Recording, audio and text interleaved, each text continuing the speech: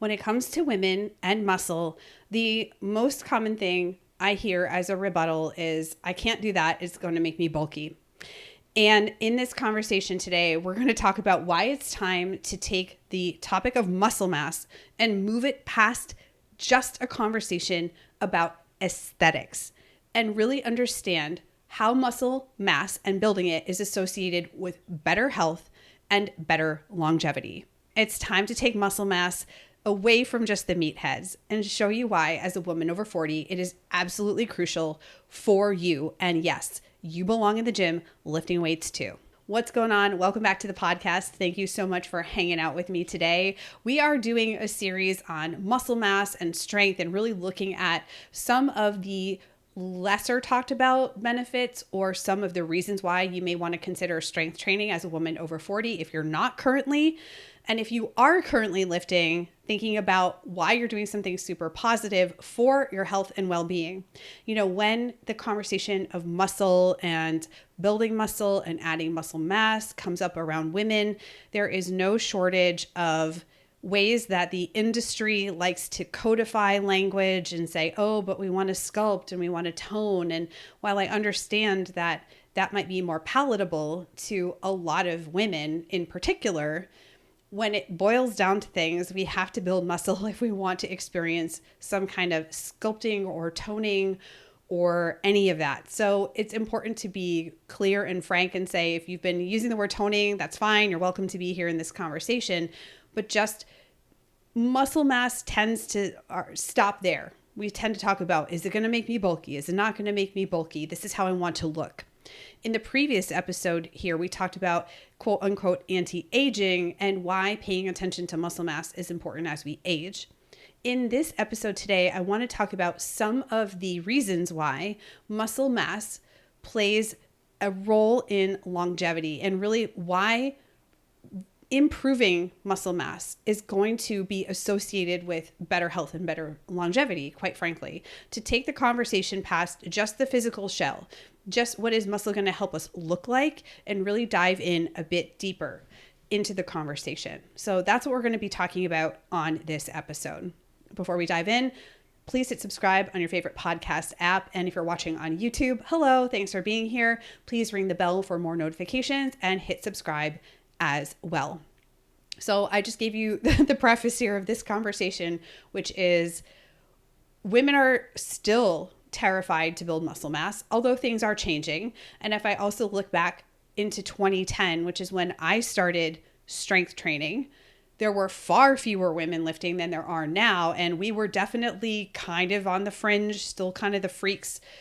We weren't bodybuilding in the gym that I was in, but a lot of people have that association with, oh, if I start lifting weights of any kind, I'm going to end up looking like a bodybuilding competitor. Now, there are different types of bodybuilding. This is not a show about bodybuilding, but just suffice to say, women's minds tend to jump to the ultra muscled competitors who go on stage. There's a very specific diet, there's a very specific training regimen to get to look like that, and oftentimes even performance enhancing substances. So it's not like you're going to walk into a gym and do 3 sets of 5 heavy back squats with a little bit of accessory work and end up looking like you have maximized the amount of muscle mass that a human being could put on their frame.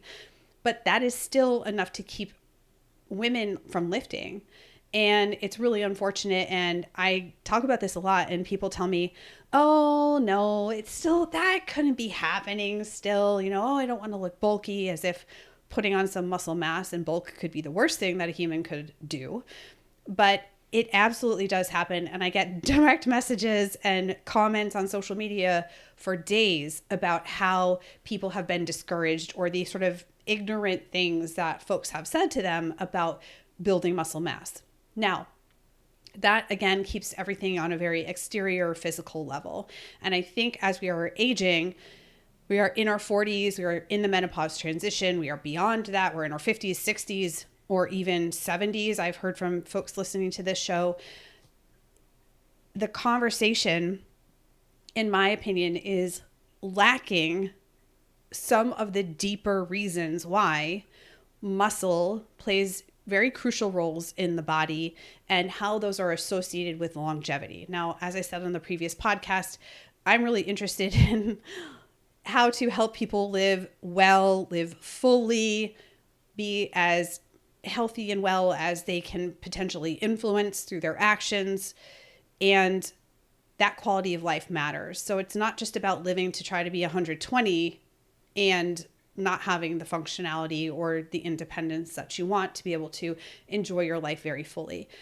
So on this episode, we're going to be diving into some of these reasons that you want to think about strength training and not be afraid of adding muscle mass, because it is benefiting you far beyond the exterior. There are several different roles that muscle mass plays that might be associated with longevity. So I want to go over some of these, and I just want to say, this is, again, a very broad brushstroke, sort of high level description. We're not going to get into any of these things too deeply, but suffice to say, there are lots of resources and podcasts and folks who specialize in each of these areas. So if you want to dive off into a deeper conversation or a deeper level of understanding, I would highly encourage you to do that searching and find those resources. So first and foremost, of course, we know that muscle mass has a very important role in mobility, in physical activity and movement, whether that's movement through daily life or physical exercise in a formal capacity, or just some of the physical things that you like to do to stay active, even if you don't consider those to be exercise per se. So for example, somebody might go in the gym and lift weights and they're like, yes, this is definitely exercise. Somebody might also love to go walk their dog around the neighborhood or go hiking with their family and not necessarily consider that formal exercise. But our capacity to move through life, to do those activities of daily living, to perform physical exercise, which is also a very clear health promoting habit, those are associated with better longevity and improved quality of life. One of the ways that this is sometimes measured, kind of in a broad sense, is something called the sit-to-stand test, which is essentially a test where a person sits on the floor with their legs crossed, and can they rise from the floor without using their hands or any other part of their body for assistance in rising from the floor. Now, this is not a direct measurement of longevity, but we can think about things like lower body strength. What is the level of functional movement or functional independence that this person has? Potentially, what is their risk of fall from being unable to stand, and so on and so forth. So we can infer some things based on how well a person can perform the sit-to-stand test. I know that in Kelly and Juliette Starrett's book, Built to Move, they go into far more detail about the sit-to-stand test. So you could definitely check that out. And hey, maybe while you're listening to this podcast, you test your own ability to do the sit-to-stand test and see what you discover. All right, next, we're going to talk about metabolism. And my cat wants to get involved. Metabolism is incredibly complex. I am not a metabolism researcher. I do not play one on TV. I did not stay in a Holiday Inn Express last night. So we're not going to go into deep level on metabolism. But suffice to say, just again, broad brushstrokes, muscle tissue is metabolically active and expensive. It requires energy for us to build and maintain that tissue and resources to build that tissue as well, like proteins via amino acids. So as you build more muscle mass, you are adding more energy cost to your body because of maintaining your muscle tissue. It is not thousands of calories a day, so don't get excited, but that modest increase can compound over time. It also is more expensive energetically to move your body through space because you're carrying more mass. As you exercise, you're expending more energy because you are moving more muscle tissue through that space. And then, of course, as we build muscle tissue, we're able to lift heavier. We get a better compounding effect there, and we're adding more mass. So you can see how things can build over time. We used to think that adding muscle was about the fibers themselves and potentially had no impact on mitochondria. There is newer research to suggest that strength training or resistance training may also have a positive impact to mitochondrial adaptation. And so again, we used to think like aerobic training or cardiovascular training was the domain of improving mitochondrial adaptations and adding more mitochondria.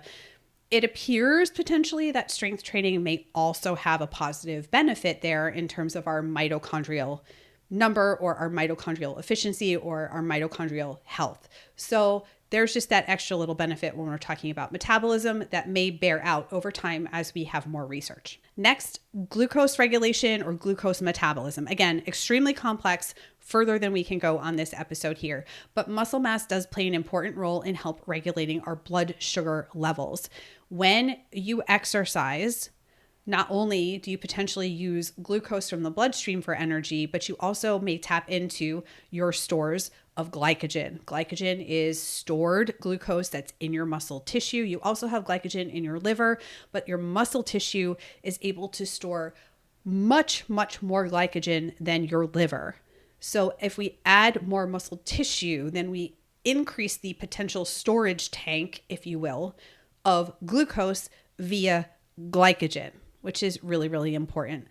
When we exercise, especially when we're strength training, and of course other types of exercise, but when we are strength training, we increase our insulin sensitivity, and we also increase the likelihood that glucose gets into our muscle cells without the necessity of insulin.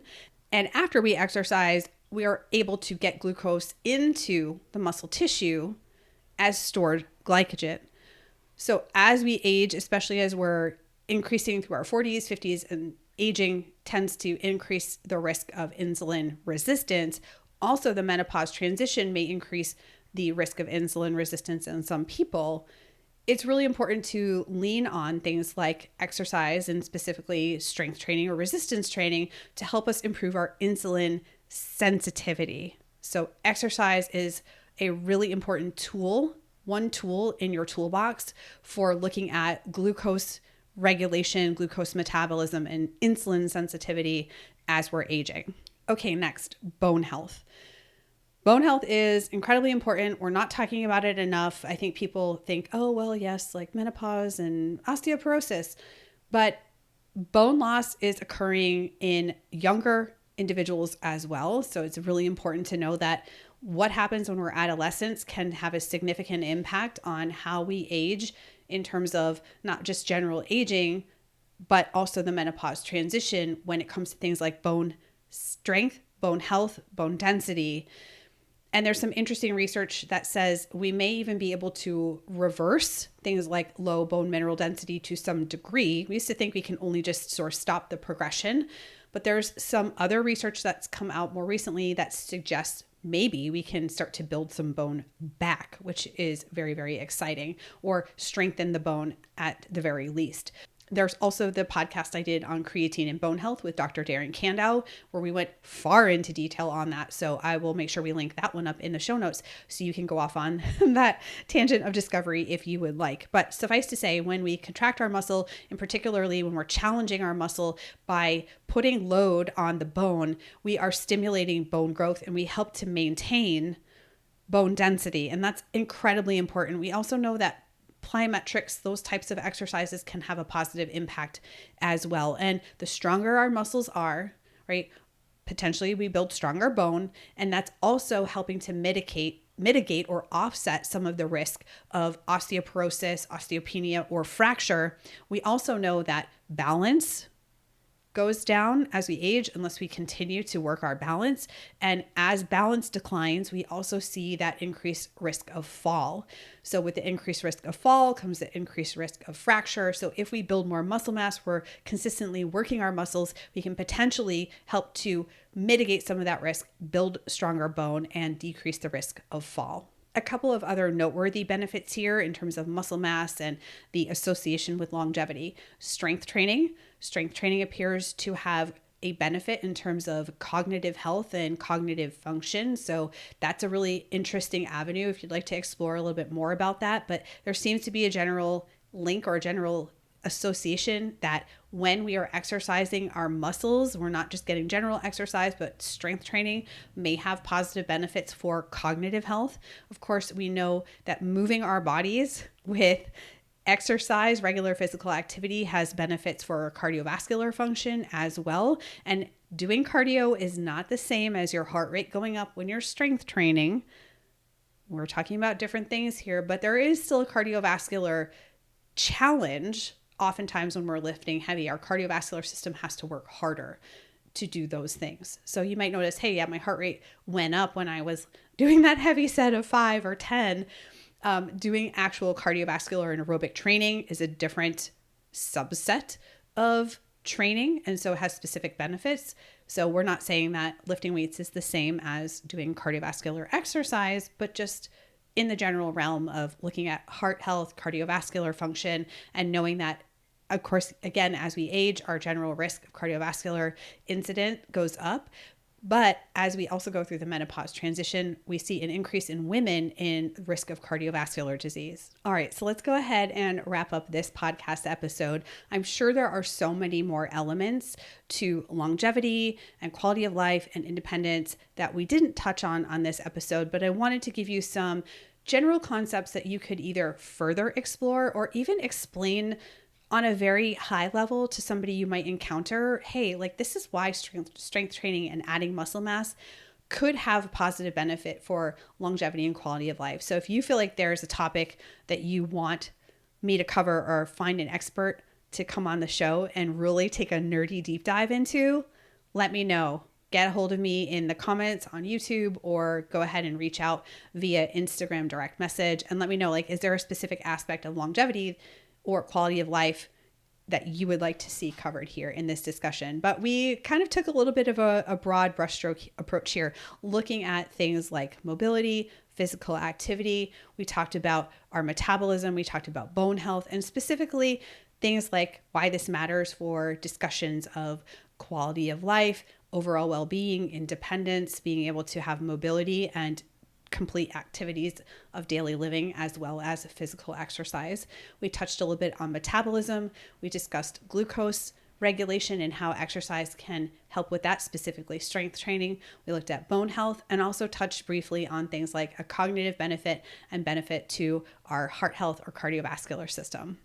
Thanks so much for being here with me on this podcast episode. And just a quick plug for my strength training programs. Of course, if you're a very new beginner, dynamic dumbbells is a great place for you to begin with compound movements and adding resistance. And if you're a little bit more advanced and you're looking to really find a 12-month progressive templated strength program that is purpose-built for women over 40 and addresses a lot of our concerns like balance, plyometrics and power, strength, building muscle, and so much more, then check out Strong with Steph. This is my app-based program that's really going to provide the very best in strength training for you to address these concerns and so much more. Thanks so much for being here with me today on this podcast. We're going to be back with another episode about muscle and strength very soon. And until then, stay strong.